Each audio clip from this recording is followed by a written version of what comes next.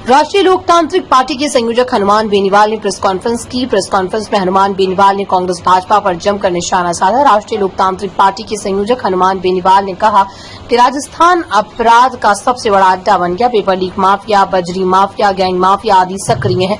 5-5 जगह से मुख्यमंत्री चल रहे हैं। प्रदेश में 5 पावर सेंटर हैं जो सरकार को चला रहे हैं। आज राजस्थान में हालात खराब हो गए। बच्चों से पूछा जाए तो वो भजन लाल नहीं बनना चाह रहे।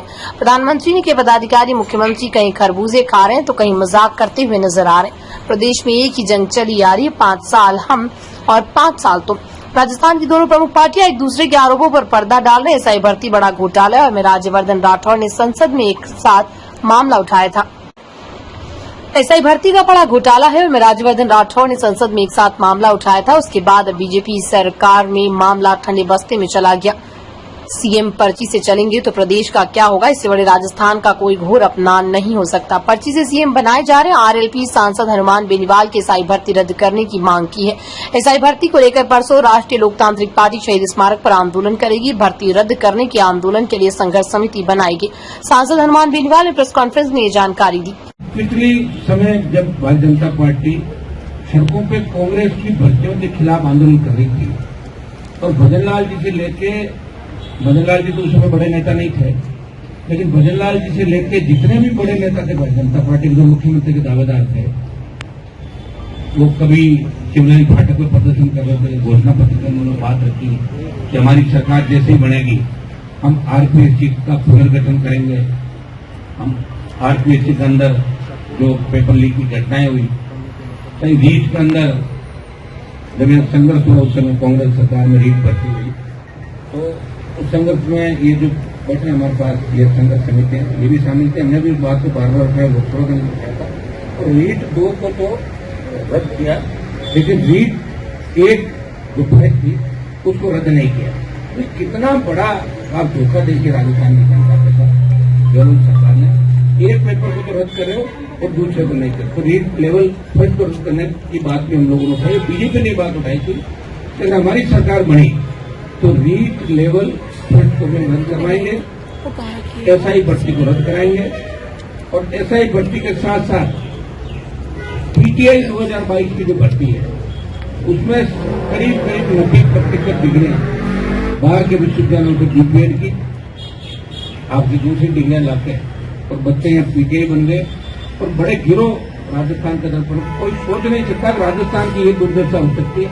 हमें दिल्ली के अंदर लोग पूछते हैं, मजाक उड़ाते हैं कि साहब कोई डिग्री विग्री मिल जाएगी क्या एमपी साहब उधर से राजस्थान में, आप दिखवाएं। तो कहाँ तो हमारा एक बहुत बड़ा राजस्थान में रुतबा था, लोग अगर दिया फर्जी डिग्री आ रही। अब सारी फर्जी डिग्रियों का, गैंगवार का, अपराध का अड्डा राजस्थान बन गया। ये राजस्थान के सम्मान की भी बात है। और ये पीटीआई के साथ साथ आपकी हेल्पर की ले लो, आपकी जो वन विभाग की भर्तियां थी, जैन की भर्तियां थी, 2018 से लेकर 2023 के अंदर गहलोत पार्टी सबसे बड़ा जो घोटाला हुआ, वो रीट के अंदर भी बहुत से बड़े मगरमच्छ पकड़े जाते। ईडी की भी एंट्री हुई रीट के अंदर। आप देखा कांग्रेस के बड़े नेताओं के ग्राम कोचिंग सेंटर में छापा पड़ा था।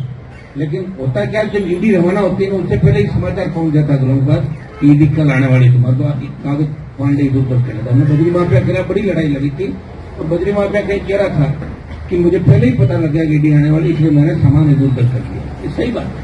अरे कौन करता आप भी जानते हैं।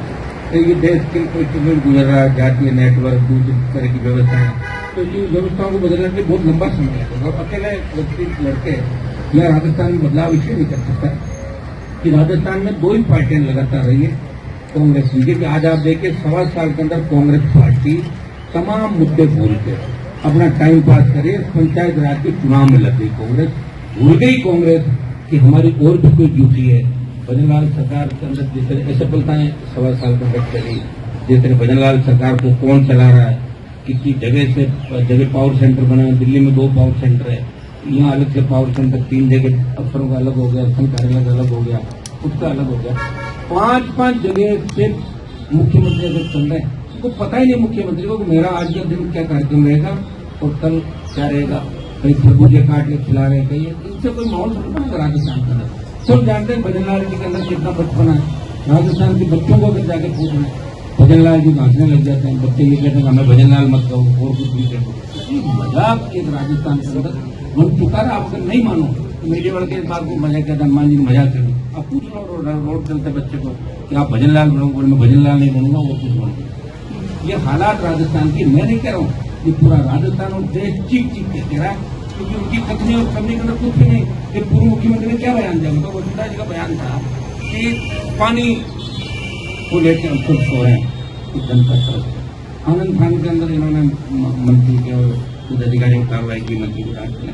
तो इनके लोग ही संतुष्ट नहीं है और किस तरह बीजेपी भूतों में बढ़ती है, तो इन बच्चों की कौन सुनेगा, कौन इन नौजवानों के जो घाव है इन पे मरम पट्टी करेगा।